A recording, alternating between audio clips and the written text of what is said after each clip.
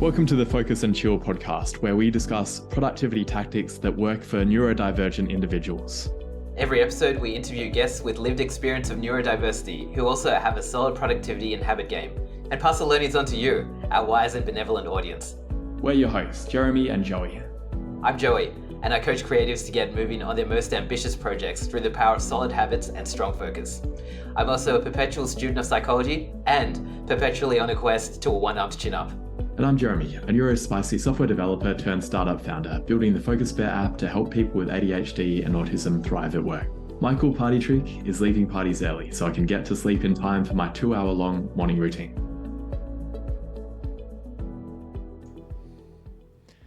The Focus and Chill podcast is brought to you by Focus Bear, a focus enhancement app for ADHDers.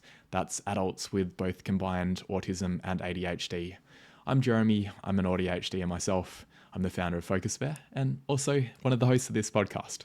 I built Focus Bear for myself originally because I was constantly getting distracted by my phone and my laptop. I wanted a way to tame my ADHD monkey mind so I'd stop going down rabbit holes and actually get work done, but also get off my computer and my phone in the evening so I'd be able to sleep properly. It's working perfectly for me and it's helping a lot of ADHDs as well. I'd love for you to try it. It's available for Mac, Windows, iOS and Android, and it leverages most of the productivity strategies we talk about on the podcast. You can jump onto focusbear.io or just Google Focus Bear and try it out. Let me know what you think. Welcome to episode number 80 of the Focus and Chill podcast. I'm thrilled to be joined by Rawi Nanakul today. Rawi is the founder of Tech Atypically, a newsletter and coaching service that specializes in helping tech workers with neurodiversity. Prior to becoming an ADHD coach and working in tech, Rawi was an academic doing research in autism and attention, and also research into Thai kickboxing, or just enjoyed doing Thai kickboxing. Correct me on that one. Both, actually. Very ADHD. I was an academic researcher in two entirely different domains. Love it. That's very cool. So let's start off by talking about your journey with uncovering your own neurodivergence. When did you realize that? The first time I found out was when my wife and I went to marriage therapy. And this is in the middle of COVID. So imagine me and my wife sitting next to each other on a very uncomfortable bench, staring at a Zoom, talking to a stranger about how to save our marriage. And in the first session, after we described our challenges, the legally blind therapist responds with, "Have you ever been assessed for ADHD?" In my head, I thought, no, I was a researcher in this area. Someone would have told me. I was wrong. So after that session, I went out, found a psychiatrist because that's the medically right thing to do, a responsible thing. Got through my assessment, came back to the therapist and said, "Hey, I got an assessment. I'm on meds." And oddly enough, her response was, "Why did you go see a psychiatrist?" And hey, like there are other things you can do besides meds. And so that was kind of like this weird, I think that was the first time I've dealt with kind of this bias or discrimination with ADHD treatment. And by the way, great therapist. My wife and I are still together. Our relationship is better than ever.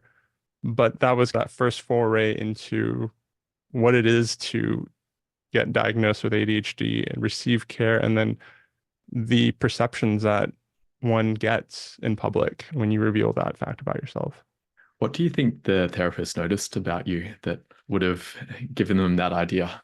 This is my side. I can't speak for the therapist, but I think one was having difficulty telling each other what we really wanted.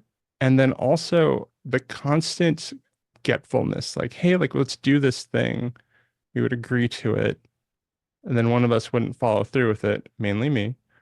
And the resentment that the other would feel because of the perception that, oh, this person doesn't care about me.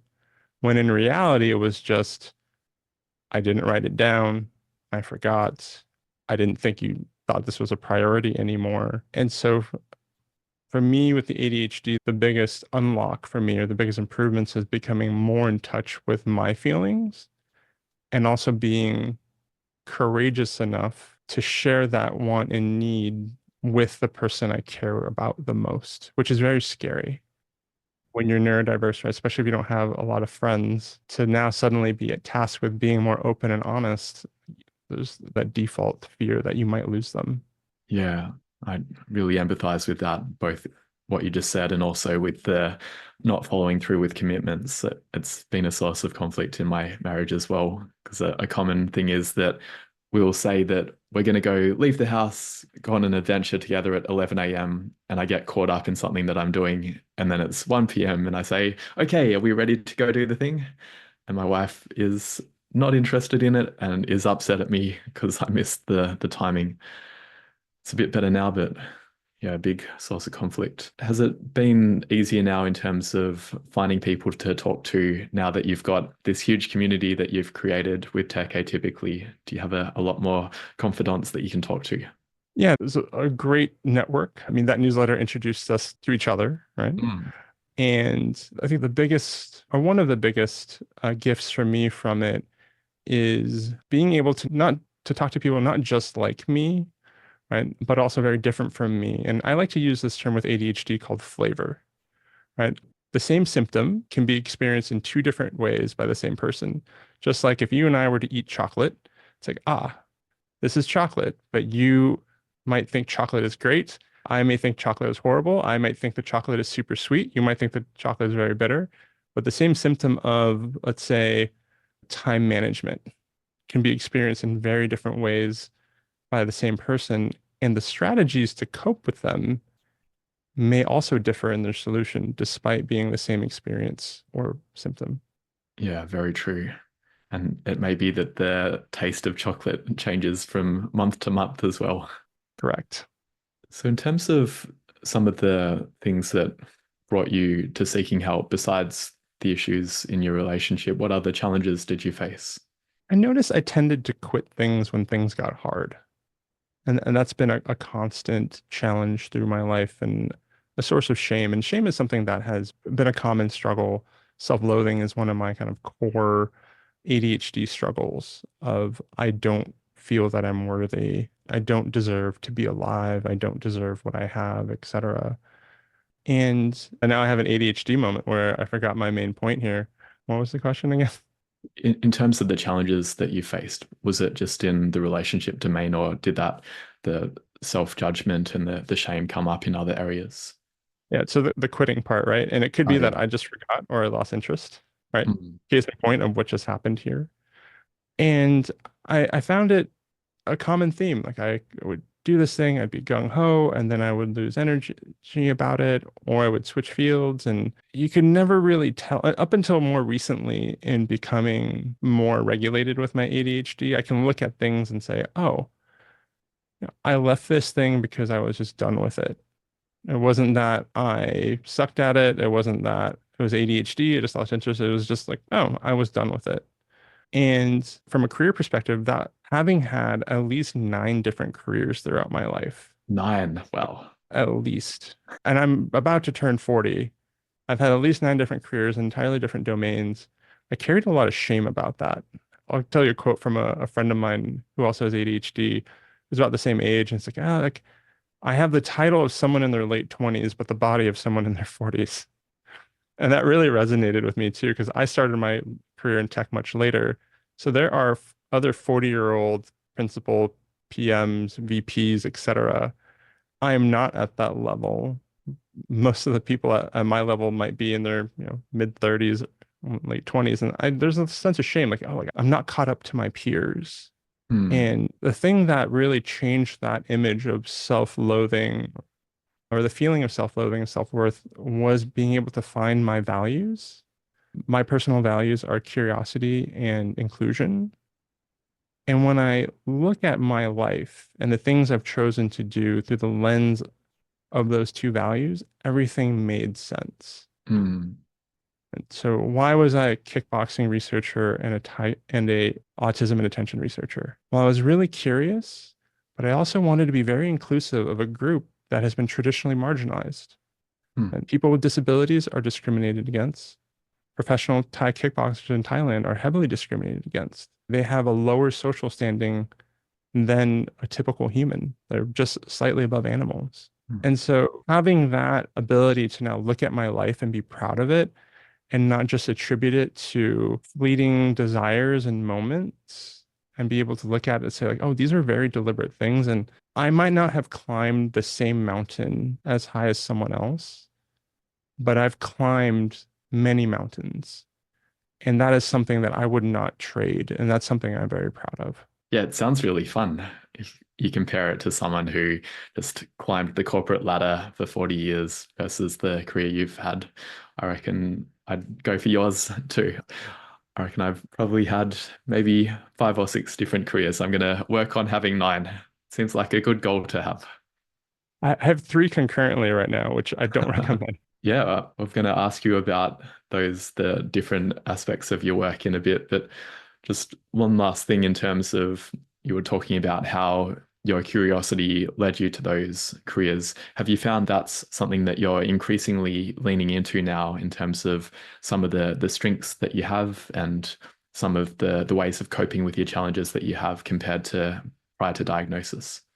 Yeah, I think the values part is a way to tie a story at a macro level, but really being able to understand why am I feeling this thing? What am I doing? Why did I do that thing? Right? Either in the past tense or why do I choose to do this next thing has been really important for me to regulate my ADHD, which to me, the foundation is emotional dysregulation. Mm. And by having more self-awareness, I can choose more easily. I'm not saying that ADHD has gone away, but I'm able to more clearly choose what I want for myself, how I show up in different places, how I regulate my capacity of attention and focus things. It's so powerful to be able to look at yourself and say, ah, I know why I'm doing this. And I think I should do this next. It's like, I want to do this next, or I need to do this next, versus, which is often the case of the should. Like the should is one of the loudest voices in the ADHD head, in my opinion, of you hear all these external things that you tell yourself you should be, should do. When you have a sense of self and connection, you're able to quiet those voices considerably. I love that. So let's talk about those 3 different areas of your career trident that you have right now. What are you working on at the moment? Yeah, so I am currently a project manager at a large fintech company. This is the first time I've ever been a project manager. For those of you who work in tech, I'm doing program management operations, which means that I help find efficiencies in the technology organization. I like to tell people I herd executive level cats. So I work at a senior leadership level trying to help people herd cats and figure out and make sure that things are all working in the right direction. That is my tech life. Prior to that, I was a product manager. I've been a product manager for the last 8 years. Also been an engineer. I wasn't a very good one, so they made me a product manager. And I've also been a sales engineer. So within tech, I've been in tech for the last 13 years in various capacities in big and small companies. I'm also an ADHD coach. I like to say I'm an ADHD and product management coach. I tend to specialize in tech workers. What that means is that as a coach, I not only help folks with the ADHD or autism or any other types of neurodiversity that happen to be rolled into their life, but also the work aspect. And this is something that I've felt very important about is that with our structure of American healthcare here, healthcare is tied to employment. And so in order for you to keep your healthcare, you need to keep your job. So you have to balance both. You can't really get care with one without the other typically. So as a coach, I strive my best to help them succeed at home and at their job. And so having that, not having to set that boundary between life and work, I find is more effective for coaching. Oh, yeah, I was going to say it. For me, it's very intertwined that if things aren't working well at home, then I can't perform well at work. And that challenge of how do you actually get a job or stay in a job when you need support in order to do that, but the support only comes if you have employment. That's a really tricky balance. It is, and especially in the American system, it is really hard to balance like what your options are for care, what can you disclose at work, what rights you have, knowing when the challenge that you have is, from home, or is it because of work? Is it because of home? Trying to balance those back and forth. Something unique to my company is that there are three of us. There's myself, I cover the ADHD and product management, the tech skills work. I have another partner who is a behavioral therapist, and he helps clients cover their behavioral challenges. And I have another partner who is a tech VP, who's also like all three of us are neurodiverse. And the idea is that whatever problem you have at home or with yourself or at work, we have a resource there to have that discussion who has that lived experience, who can say, okay, your VP is upset with you. How do we navigate this? Well, in order to solve that, I need to do this type of CBT strategy because I need to fix X. It's like, cool. We can work as a group to provide you the coaching and care that you need. I just share that because I'm pretty proud of the idea. Yeah, that's awesome. It sounds very holistic and very needed. Yeah. So the third thing is I am a co-founder of a whiskey company called Common Ritual. Our goal is to help tell the story of underrepresented distilleries in the US. We do this by sourcing from distilleries led by minorities, marginalized groups, and their allies. And I am probably one of the only Asian American spirits owners that I know in the US. I think my last count, there's probably less than 10 of us. Yeah, wow. Does that include, say, Baijiu and some of the rice wine and options like that in terms of those type of spirits? I don't know if there are any American Baijiu producers, but I count them as companies that are based out of America. Yeah, very cool. I love the diversity. It means you wouldn't get bored of any one area. There's always something else to spark that curiosity. As a selfish question, I work as a product manager at the moment. I'm curious about how do you find being in program management operations compared to being a product manager in the past? It's a very different beast, and I'm learning this as I go. I think as a product manager, the joy for me is being able to build something from new, right? You come up with this idea, you work with others to get them to, hopefully build the thing for you. Program management operations is more about, in my opinion, I would say like 50% coaching, 25% operational excellence, and like building the mechanisms to make things easier for folks, and 25% just trying to be kind and let people know that they're supported and they're just human. And I think it sounds strange to say, but I think a lot of my job is just listening, understanding their pain points, and then taking that amalgamation of those pain points and then looking at the system overall and say, well, what can we do to make this system more efficient for them to get the task done? And I mentioned like the 50% was coaching, in that I think I'm going to change my number and say it's actually 75% listening and coaching, because coaching is really listening. And I would say most of my job and my favorite part of the job is just listening to people, being able to connect them with other people, playing diplomat sometimes of, hey, like there's this decision to make, that we have these opposing views. How do we look at this decision in a way that is most aligned to the business objective that we are trying to get to, without anyone feeling they got railroaded or favoritism or whatever it may be that can come up, but not always in tech companies. Yeah, very cool. I wish my company had that as well. I have much more appreciation for it.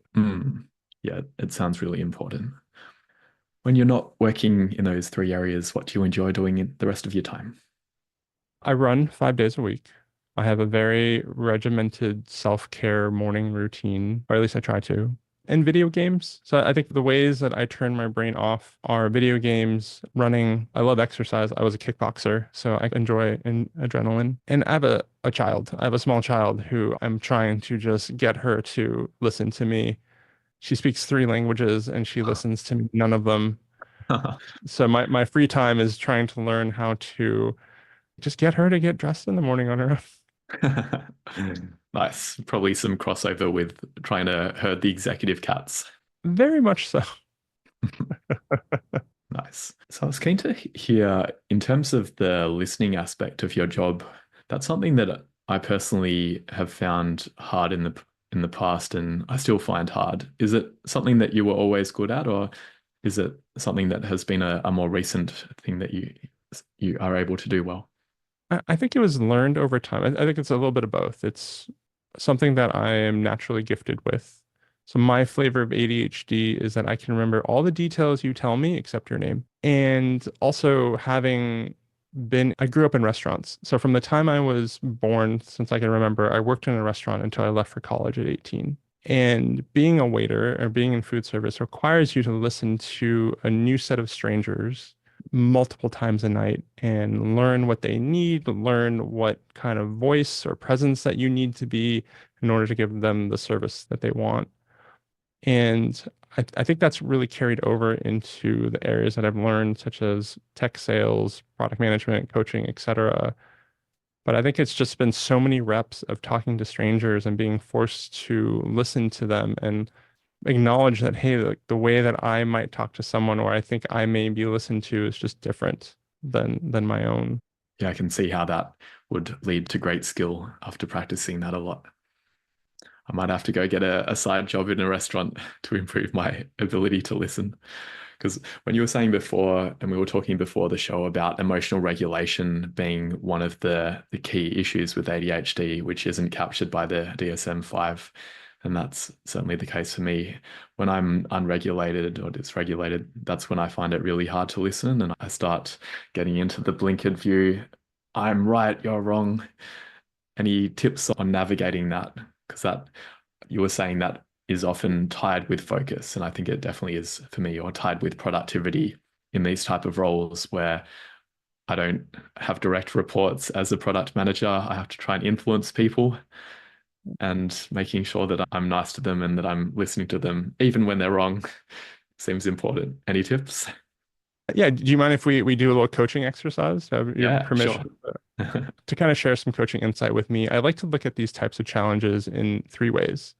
The top line thing is, how do I make this action as cheap as possible? Meaning, how do I make this thing as emotionally cheap for me to get done?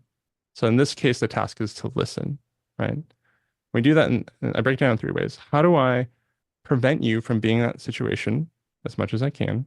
How do I help you recover once that's happened? And how do I help you process that afterwards? And typically with ADHD, there is the shame loop, and that's the afterwards part, right? Because you've probably done the thing many times before, most likely have been punitively punished for it. And so it adds into the bank, right? And it's like, oh, well, I tried this thing that Rawi said. I failed again. I throw it in the pile. I'll never try it again until maybe a shiny object comes along. So in this three-part approach, the first one is, okay, how do we prevent you to getting there? So you mentioned that when you're emotionally dysregulated, you get into this state. It's hard for you to listen. What are things that typically take away your energy? Like, what are the things that are most likely to cause you to be dysregulated in a meeting or prior going into a meeting or whatever situation you want to use as an example? Back-to-back meetings, I think, are often the culprit. I start out good, and then 3 hours into back-to-back meetings, my emotional regulation ability is very low. Okay, so what typically happens then, let's say in the third meeting, that sets you off? Like, what's finally the straw that breaks the camel's back? Someone will say, no, we have to do it this way. It's absolutely this way. And I'm internally thinking, but you don't understand the context. You're wrong. And the conversation typically doesn't go well at that point. And at that point, are you responding to them at that point? Or are you just thinking you're wrong? I get into the interrupting and not really listening properly. Okay, so the chain of events here is the lead up is you've been in meetings for a really long time. You finally get into a meeting, and the breakage point is that you start talking back. Yeah. Is that correct? Yeah. Okay. And when you talk back, what typically happens? Like what happens in the moment and then what happens after for you? What typically happens is I've been given feedback for most of my career that I appear too confident. And in my team, what typically ends up happening is people stop arguing with me, but they haven't actually agreed. So we get to this point where I think I've convinced them, but then actually they continue doing it their way. There was a dynamic along those lines that happened. And it is a bit better. I've now got a new engineering manager who's amazing, and I really like working with him. And a lot of these issues have been resolved just by having him as an intermediary. But it's something that I recognize is probably not a helpful dynamic that I bring. That level of confidence in myself is not always a good thing. I need to listen a bit more. And so let's start off with the first stage. And I'll recognize that as a fellow PM, sometimes the 3 hour back-to-back meetings are not preventable. And, Yeah. but there are little things that you can do for yourself. If you had a long stretch of meetings, ideally, what would you do to reboost between them? What kind of stimuli would you typically gravitate towards? Yeah, getting away from the desk really helps. So going out, going for a walk, doing some stretches, something away from the desk really helps me. So the physical movement. Yeah. I'm assuming these are in person or these over Zoom primarily, because my team is in another country. Okay. So besides, there are little things you could do, like, hey, like adding 10-minute breaks. So where I work, we have speedy meetings. So we try to end meetings 10 minutes early. Now, you might say like, hey, Rawi, like that's not possible here. But I think that concept that I like to use is the invitation. So when I start scheduling meetings for 50 minutes, I invite other people to do the same. So even though you might not be able to tell every single meeting that I'm going to end 10 minutes early, you can control what you do, and then other people might pick that up. And I suspect that people have the same challenge as you, neurodiverse or not, right? So there's little things that you can do for yourself that I think the default ADHD mindset might be, well, I don't think that's possible, or I don't want to seem weak or unproductive. It's like, no, it's an invitation. And an invitation is very powerful because it allows you, one, to get the boundaries that you need, but also invites the other person to join you and also to share their boundary with you. Yeah, I love that. I'm not afraid to come across as a bit weird. I often schedule meetings starting at 7 minutes past the hour and finishing at 52 minutes past. That seems to work pretty well. That works too, right? But looking at that, in that particular area, is looking at the process and not being a broken person. Okay, back-to-back meetings, that's a broken process. It's not that you don't have the ability to emotionally regulate. It's that 3 hours is a lot for anyone.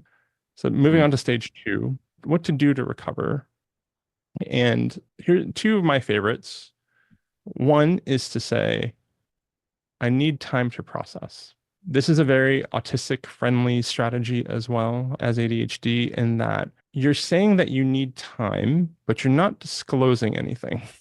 And if you are autistic or have some other form of neurodiversity, it does take you additional time. It can take you additional time to process what's going on. And by saying, hey, I need time to process this, and then stating when you'll like to come back to it, that gives you the out, right? Because there are times in which you're so emotionally dysregulated, it's no longer productive to have this conversation for you. Right? So a strategy I've employed is, hey, like if you're in the heat of it, everything's blown already, right, Jeremy? You're just like, you've already pissed everyone off, whatever it is.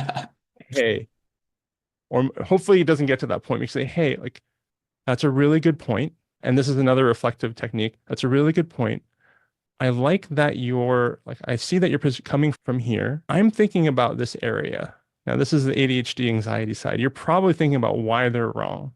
And well, you can now say, hey, like, I'm thinking about this area, which is that, like, you can XYZ, but let me think about it more. But you make a really good point, but let me think about more. I'm thinking it from this perspective. And so what that does is allows the other person to feel acknowledged that you've listened. Right? It allows you to get off your chest that whatever opinion that you have, but in a very self-contained way. And both of you feel acknowledged and seen in that moment.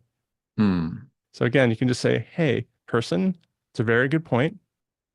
I'm thinking about it from this priority or from this perspective, but I need to think about it more. I'll get back to you tomorrow. I'll get back to you in 3 hours, right? As long as you set an accountability deadline to get back and respect that person feels seen and heard. The other one I like to use is I disagree.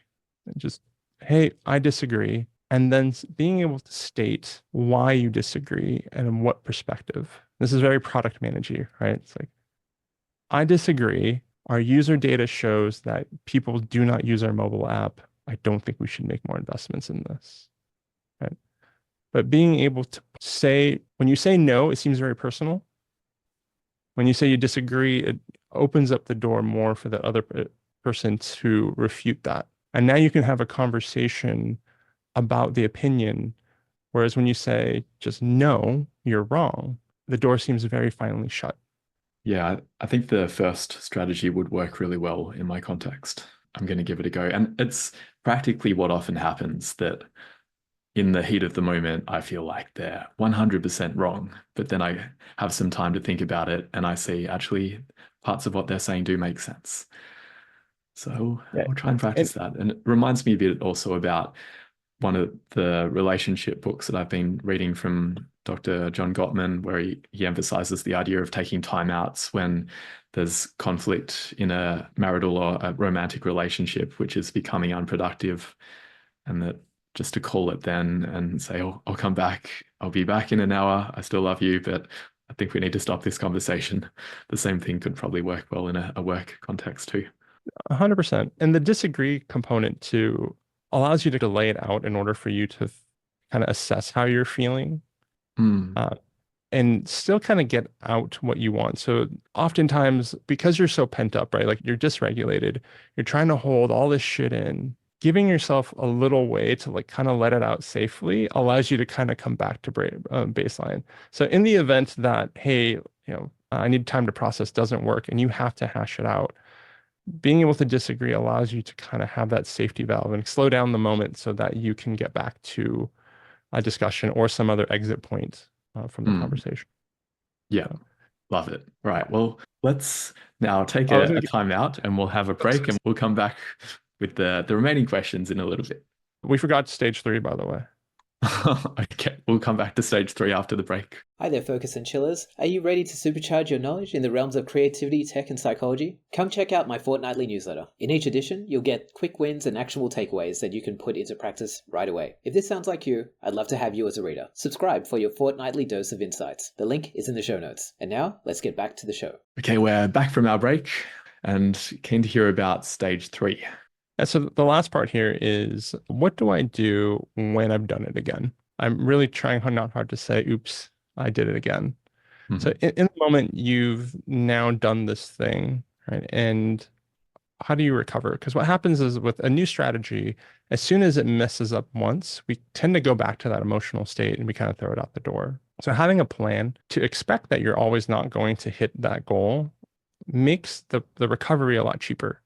Because otherwise you spend yourself like, oh, like, I can't believe it. I like went off on somebody again, da da da da da. It's like, instead we have that plan beforehand to say, okay, I just came out of this meeting. I was not very kind to that person. I was dysregulated. What would I like to do about it? Well, there are some options here. You can have a pre-template apology email. You can have a templated Slack message if you want to take that course. You could, depending on the type of situation, but I'm going to have set up a one-on-one with that person, right? But just having like this menu for you to choose from of how do I help repair that relationship is a way to make it cheaper. And also it helps you externalize it as well. And this is really the key part to emotionally process it, is that, okay, let's say that I just told Jeremy off. Being able to go back and say, hey, Jeremy, I'm so sorry. I did X, Y, Z. I'm really passionate about this project. I'm looking at it from this perspective. I know that you're looking from here. How can we come up with something that works for both of us? Maybe not even that complicated. It's like, I'm sorry. And someone might say like, you know what? You were totally right. Like, you don't really know what the outcome is going to be. You're probably just, spinning your anxiety, but just going back to that person to externalize it can be a tremendous help. But having how you're going to do that beforehand is very helpful if you have challenges with social communication and interaction. If that's not an option, you're just like, you know what, that guy's not a great person. I'm fine. I'm going to keep this. Externalizing it again. So writing it down or just talking to someone else about it, letting it out, even if it's just talking it out loud by yourself in the bathroom. What happens with anxiety is that when it just sits in your brain, it just ruminates and it gets louder and louder and louder and louder. But as soon as you let it out, it has to exist in the world. Then you can actually see like how quantifiable is it? Like how big is it really? Because in your mind, it's as big as your mind will let you. And when you have ADHD, that thing gets so goddamn big, whether you like it or not. But the Mm. moment you just say like, hey, wife, I'm so sorry I did this thing, I forgot. And she says, hey, don't worry about it. I knew they were under a lot of stress. It's okay. Like, boom, that thing's gone, right? Mm. Hopefully.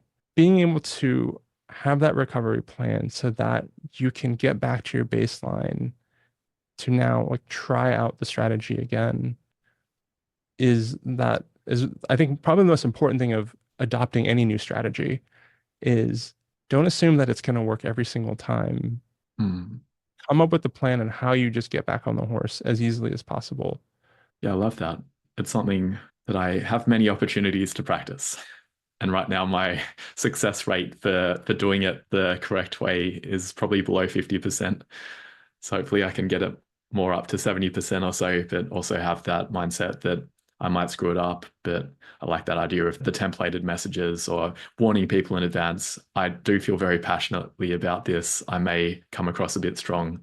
It's not about you, it's just how I am. Or in the case of product management, being able to, if you are coming on strong, on making very clear what perspective that you're coming from and right and why, right? So it's like, hey, I feel very passionate about this feature because I think X metric is very important to our business. And it takes it off of you. And this is really important that when you're having these disagreements, that it's not about the person most of the time. And adding that little bit of color about where you're coming from allows like, oh, like Jeremy is really passionate about this because of this thing. Okay. It's not that Jeremy's trying to be mean. It's not that Jeremy's trying to be right. He just cares very deeply about this thing. Yeah, thanks. Wonderful. Well, I've never had a coaching session as part of the podcast before. I found that very helpful. Thanks, Rawi. You're very Let's welcome. finish. Let's finish off this episode with two quick power questions around your morning routine and your evening routine. How do you start your day typically? I get up, I read, I run, I self-affirm, and then I try to get a 6-year-old to school.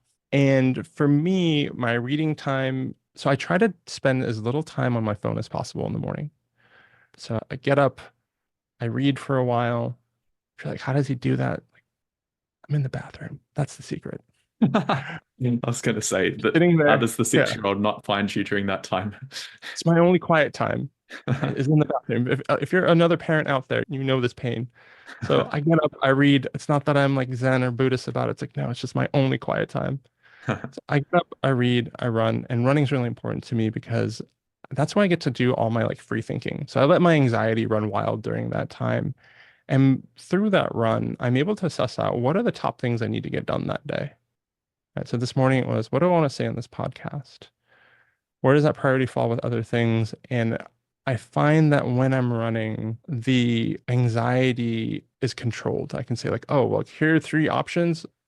This is what I'm doing today. I don't always remember them, so sometimes I will use my phone to tape record myself. So if you struggle with short-term memory like I do, that's what I do. It's like I run, make my lists off my phone while I'm doing it, go about my day.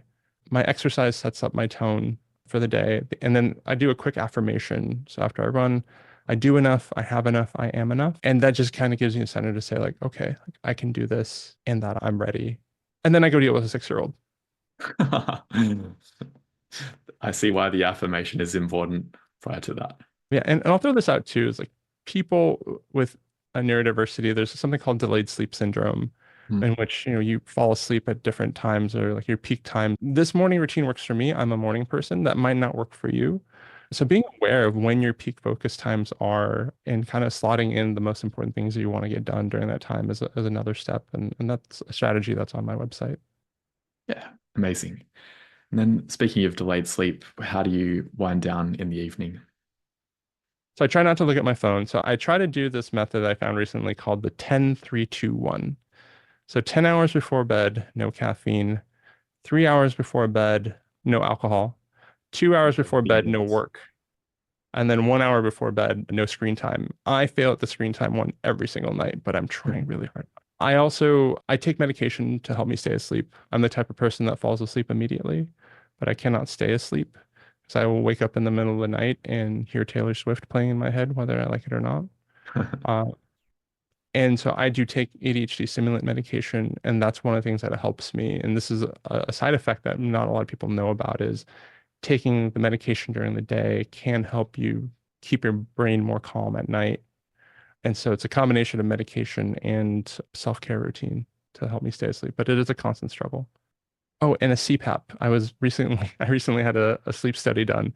It turns that's another aspect that it has nothing to do with my neurodiversity. It's just that, oh, I don't breathe enough at night and now I get much better sleep.